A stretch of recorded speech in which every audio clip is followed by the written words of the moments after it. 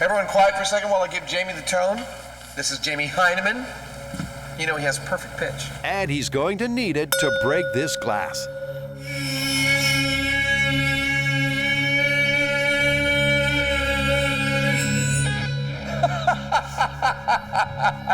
I had a nightmare like this once. Well, I'm moving the straw around pretty good. Sure enough, the straw is dancing, but no shards fly. Maybe the teacher's got some top tips. Jamie, what am I doing wrong? You've got to shave your mustache. When you see that straw shaking, stop it. It ain't like jumping from a C to a C sharp like normal people do. You got to slide slowly up or slowly down. And you're just a hair away from it going.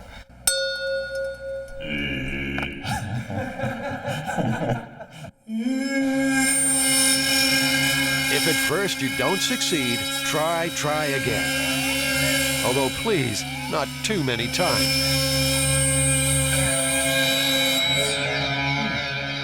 Releasing the awesome power of the Heineman. Well, you try. Okay. It seems that Jamie's got the power, but not the pitch. He's an octave too low. Will you go tap the glass for me? Okay. Maybe Adam will be on song. Will you tap the glass for me?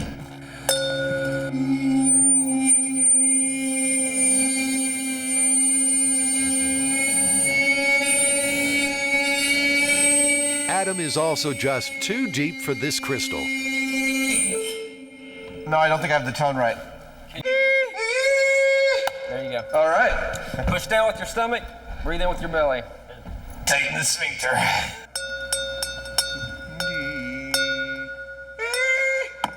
It started to jump right there just now. All right, there we go.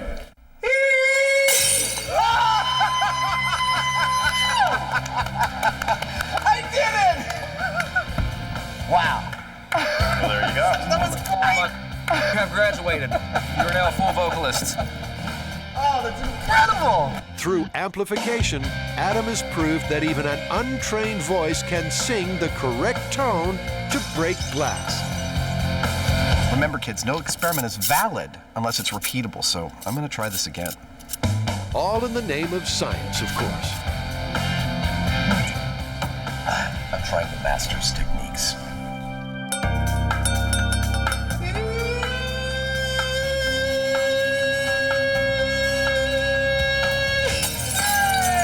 Another success. Now to prepare for that global exclusive, unamplified glass breaking. Breaking a glass through amplification is simple. Now for the real test, as voice coach Vendera prepares to rock on for a world first. Could he become the first person in history to break a glass using his voice alone? 110%. I know I can do it. I don't have any doubt. I mean, if we get this is like, that's huge. No one's ever caught this sort of thing on videotape before. No one has a confirmed report. And if our researchers can't find it, I mean, nobody can. Oh, I'm so psyched about this, I can't even tell you. Time to go myth-busting and maybe make some history.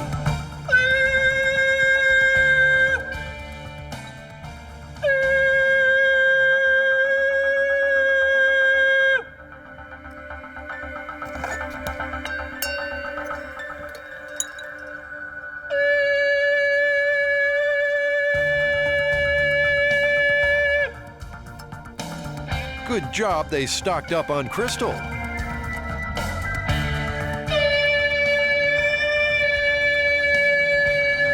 "12 glasses later, still no joy.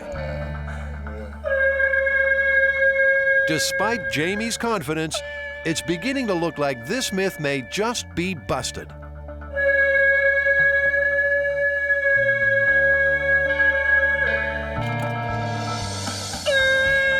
Vendera's got the tone, but not the power. The straw's jumping, but the glass is rock solid.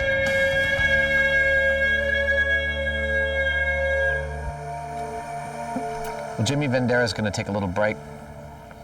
So I'm going to continue the ongoing process of making a fool out of myself and try it myself. Let's not forget that Adam did break 2 with the amplifier.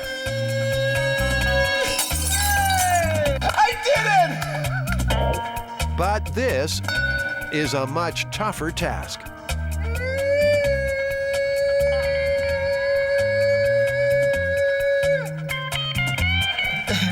Like, the best case scenario is that glass shatters in my face. How do you think that makes me feel? Not sure he's got too much to worry about there.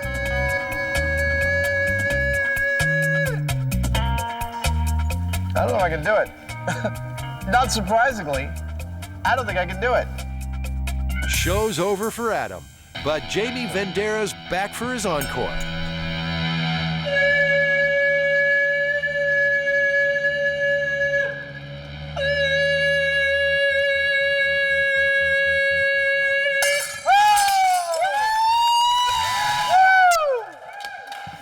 Jamie, man, dude!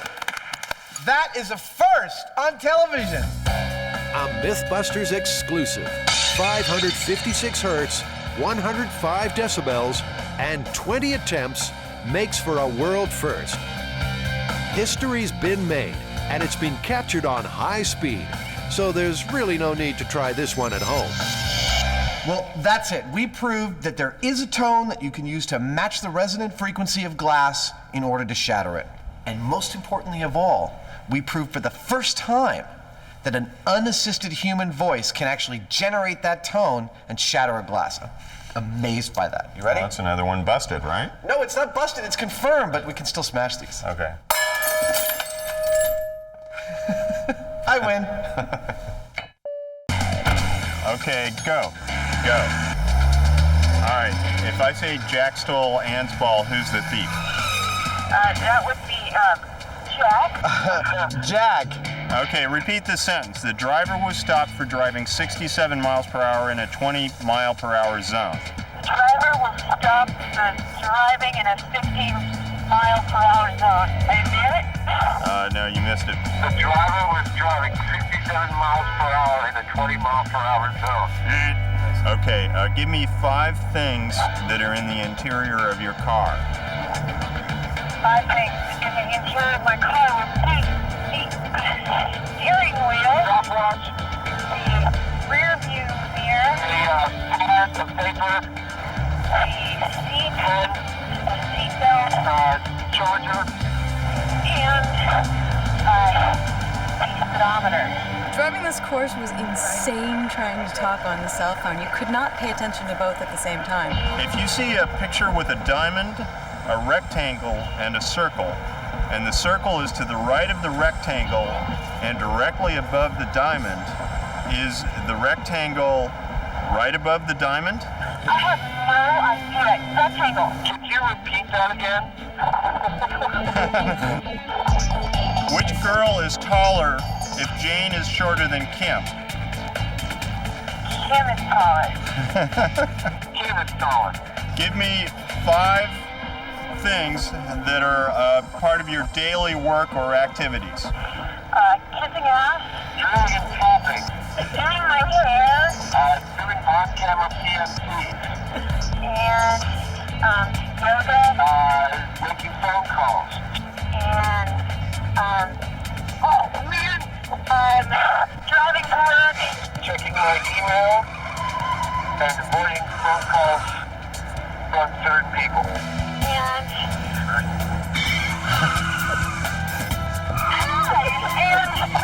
Here they come racing to the finish line. And the winner is... Oh! That was awful. That was absolutely awful. We actually gave her a fail for the overall course. There was one time there where she was trying to maneuver the wheel and she got very creative, kind of held the wheel with her elbow. Yeah, not to mention you failed over half the course's obstacles. And Adam? He did end up failing. He failed half of the elements. That makes the Mythbusters 0 for 2. There are a ton of studies and a lot of conflicting data about how much talking on a cell phone actually affects your driving. Yeah, one study actually showed that a simple conversation wouldn't affect driving at all. Yeah, but a British study did extensive testing with things like memory tests, reasoning, and mental arithmetic, and found that it did heavily affect your ability to drive. And that was the first study to actually compare it to a benchmark of something we know is dangerous, which is driving under the influence of alcohol. It's time to start drinking. As dangerous as driving drunk? Well, only one way to find out for sure. Cheers. I'm actually surprised that I'm a little cockeyed. One beer, empty stomach. And apparently, Carrie's not the only one. You're gonna fart on camera to prove that women actually do occasionally. I'm so not gonna do that.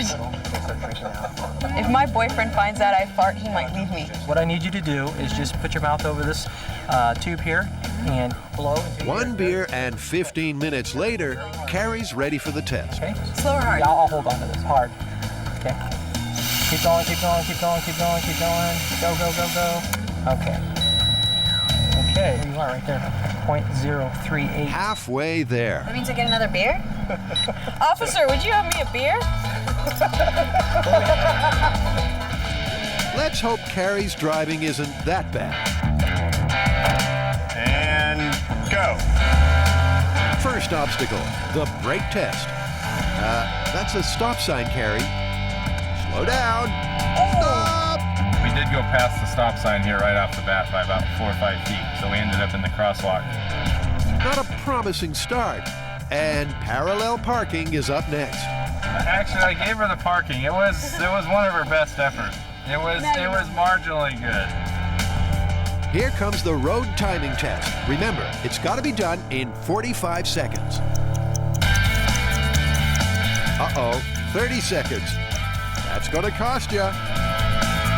Hope you do better on the accident avoidance test. We pretty much killed a couple cones over in the accident avoidance. Or maybe not. I also think I took out a few cones. A few cones? You blew away half the obstacles, Carrie. That's what's known as a failure. Can we stop using the word failure and just be like, I didn't succeed?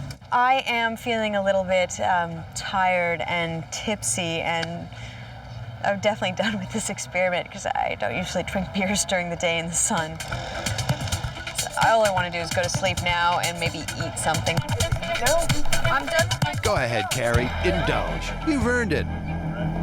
I'm gonna eat pizza in a minute. That's all I really care about.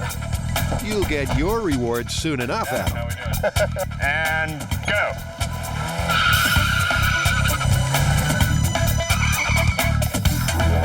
Assuming you can ever park. Well, we saw the parking, so that was a little off.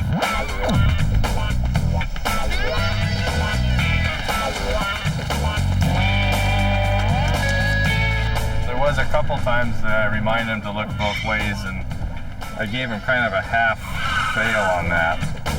He's coming down the home stretch. Just one challenge left. The only thing with the accident avoidance, he did do it, but he kind of slowed down through the whole thing. It's not looking good, Adam. Like Carrie, you failed nearly half the course. 2.5 fails, I guess. is So what I'll you call just it. like kind of suck. I don't kind of say. I mean, I was definitely impaired enough that, you know, it's the sort of impaired you want to keep people off the road at that level. That's right. Not only is drinking and driving not smart, it's illegal and very dangerous. So, what's the final word? Clearly the results show that talking on the cell phone while driving is potentially as dangerous as driving drunk. I mean, we failed both the cell phone and the drunk driving tests, but we failed the cell phone test by a much bigger margin. However, all that being said, I still think that you can always put down the cell phone if something's happening that you've got to deal with. You can't exactly, so at least I can't exactly just stop being drunk. So what do you reckon? Confirmed, busted, or plausible? It's absolutely confirmed. I agree, confirmed. I'm a little shocked. Okay, black powder rifle, distance of 3 feet. Oh yeah, I see the round in the back of the box. That's definitely lethal at 3 feet. Dead through 3 feet, safe through 5. But with the 23-degree shooting angle, you'd actually be safe just 2 feet under the surface. So, bring on the pump-action shotgun. Okay, deer slug in the shotgun, 15 feet. It was this that split their first rig. And just like then, it's firing at 1,400 feet per second. Adams in to inspect the ballistics gel, but there's no bullet in it. It's empty. It dropped right below me, so it expended all its energy. More like 10 feet rather than 15 feet. So let's bring it up to 10. Okay. Same increment as before. And 3, 2, 1.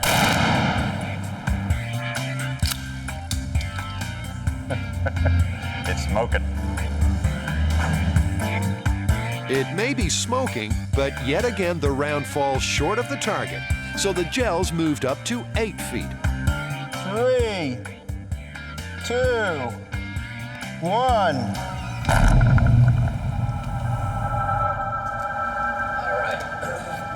Let's see what we got. Jamie's beginning to enjoy this.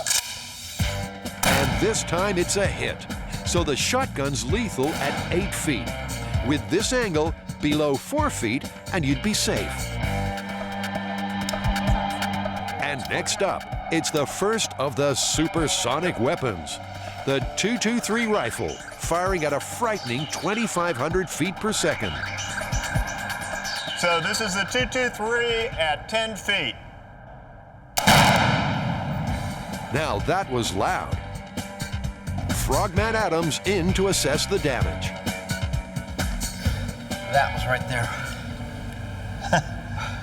Well, there's your problem. This thing just exploded. What are these, hollow points or something? No, just full metal jacket. That's the very tip of it. I mean, it's littered down there. I got up all the pieces I could. Well, Adam, let's just bring this sucker right up to the shortest distance we can do. What's that, like 3 feet? Absolutely, it's 3 feet. 3, 2, 1. Surely 3 feet can't stop that mother. The tip of the bullet was just resting at the ballistics gel. Wow, this thing's breaking up the minute it hits the water. So, you know, no wonder we can't hit the ballistics gel. So, as surprised as I am to say it, .223, Myth actually confirmed. On entering the water, the supersonic .223 bullet decelerates so fast that it disintegrates into tiny black fragments, which sink slowly to the bottom of the pool. So the team jumped the gun to the M1, firing at 2,800 feet per second. This is a serious weapon, and one that's already been through the Mythbusters mill. When Adam and Jamie tested how tough bulletproof glass was, no guns could penetrate it. Until, that is, they tried the M1. That went right through it. This puppy flew straight through. And 3, 2, 1. And the results? The same as for the .223. Tiny fragments of bullet. You know what? Instead of going to 5 feet, let's bring this thing right back up to, you know, that 2 foot, 3 foot mark that we had. Okay. This is the M1 Grand 30 caliber at 2 feet. 2, 1. At 2 feet, the powerful M1 just pierces the ballistics gel. It's about 4 inches in, which by our calibration is just enough to break the skin. Incredibly, this myth is confirmed for another supersonic gun. Considering that out of water, that very bullet, when we were testing our blast chamber, went through 2.5 inches of bulletproof glass, the water obviously has a profound effect on the bullet in completely eliminating its deadliness very quickly. It's 2 feet underwater, 10 inches down from the surface. The myth's confirmed.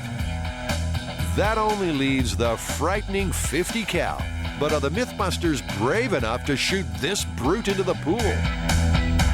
I don't know whether you understand what is about to happen here, but this is the M1 Grand. Yeah. This is the 50 caliber. The M1 Grand holds 150 grains. This one is 600 grains. This kills you. This kills you and everyone else in the room. Despite its crazy size, it looks like Jamie's going to bite the bullet and really fire this thing.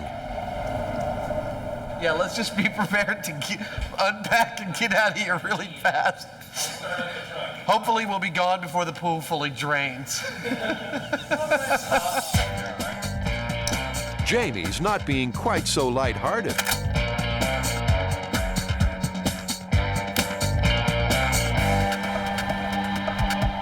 So the safety's off now? I would think so, yeah. Okay. With the bullet loaded, it's time to step back to safety. For everyone except Jamie. Okay, eyes and ears. This is the .50 caliber at 10 feet. Come hell or high water, this beast is going to get fired. 3, 2, 1. Well, everyone seems to be alive. Yeah, look at the water coming off of the roof. That was more like an explosion than a gunshot.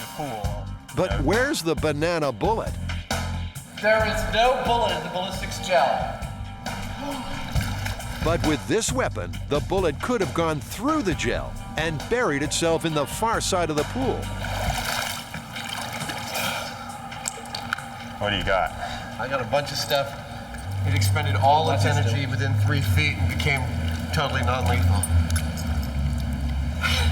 Wow. At 23 degrees, even the terrifying 50 cal won't get you. Just 14 inches under, and you'd be safe. Well, Adam, this is totally amazing. Even with the .50 caliber, an armor-piercing round, it lost all its energy within the first couple of feet. It ripped the copper jacket off of it and didn't penetrate the target. Well, just like all our other high-powered rifles. Yeah. And yet, with the slower muzzle velocity weapons like a handgun, the black powder rifle, and the shotgun, we've found deeper penetration, sometimes as much as 8 feet. But at a 30-degree angle, you'd still only have to get your body under about 3 feet, which is quite achievable. Well, I guess you know what that means. Yeah, the myth is confirmed. You would be safe. Not that I'd want to try it.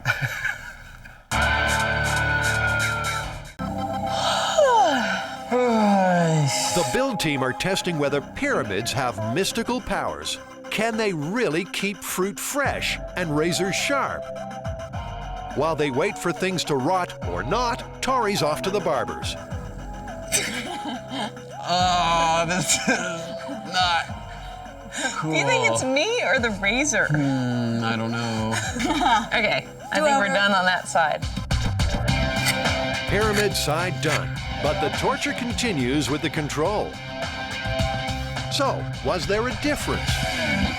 The left side definitely felt duller Really? than the right side. I'm just glad this whole experience is over. The left side was duller? Well, maybe there is something to pyramid power after all. Let's check up on the rest. Something about rotting milk and rotting apple that just grosses me out. The milk's turning to cheese, but that's not all that's happening. The apple in this one is actually rotting at a slower rate than that one. I know. Feel the power, man. I don't know. I'm so bummed. This Oogie Boogie stuff is actually working. Like it or not, the apples are rotting at different rates. Is this pyramid power at work, or has the apple experiment gone pear-shaped? Time to consult an Egyptologist. What do you know about the power of the pyramid? Well, the myth is that the shape itself was part of the process of preserving the body of the king. And by extension, I suppose there are people who think that it preserves just about anything placed inside of it.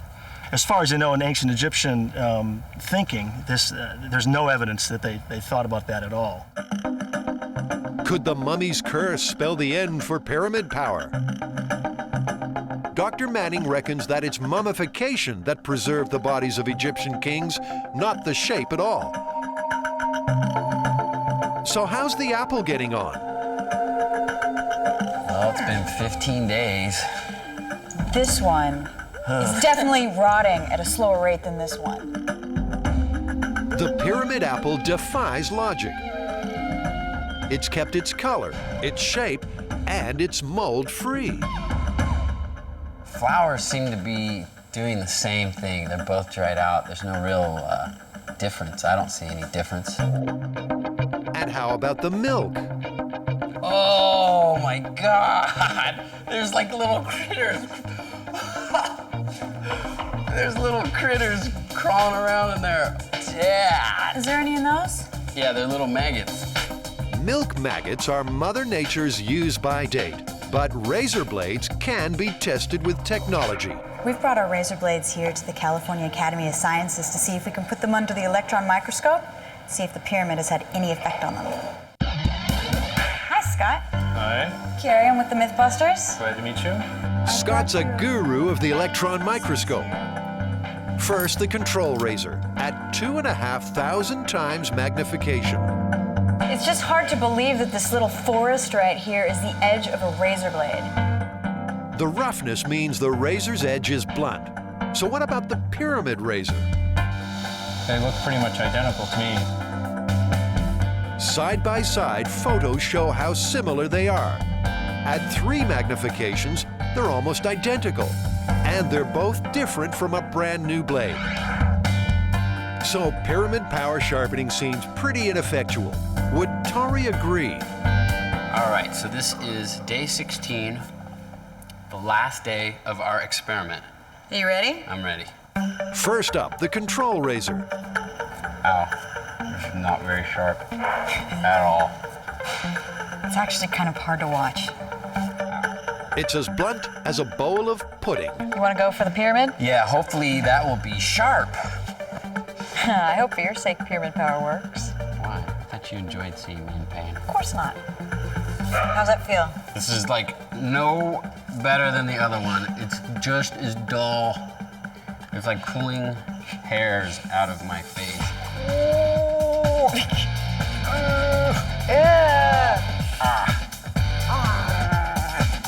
It sucks. This thing is not sharp at all. I need a real razor. Tori exits for medical help. Oh man, I'm sure glad that this myth is over. Dude, are you all right? Well, does it look like I'm all right? I would have to say that this part of the myth is totally busted. I think your face is busted. But his mojo's still working. Baby, give us a kiss. You don't find me hot like this?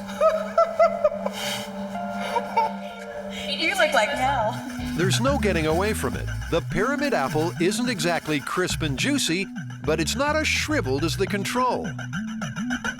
But there may be a non-mystical explanation. Tori forgot to sterilize the blade of the chop saw when he split the apple, and may have given the two halves different microbial loads. So there's got to be one last test, this time with whole apples to avoid contamination. They're polished with bleach, then put under a UV light, a WMD for microbes. And in a fit of geometrical enthusiasm, they decide to test cube power too. If there's anything to pyramid power, this should be the setup. We'll find out. With everything pointing north, the apples are left to sit for 4 months. Time to put this pyramid puzzle to bed. Okay, that's pyramid. This is the control. That's nothing. And this is cube.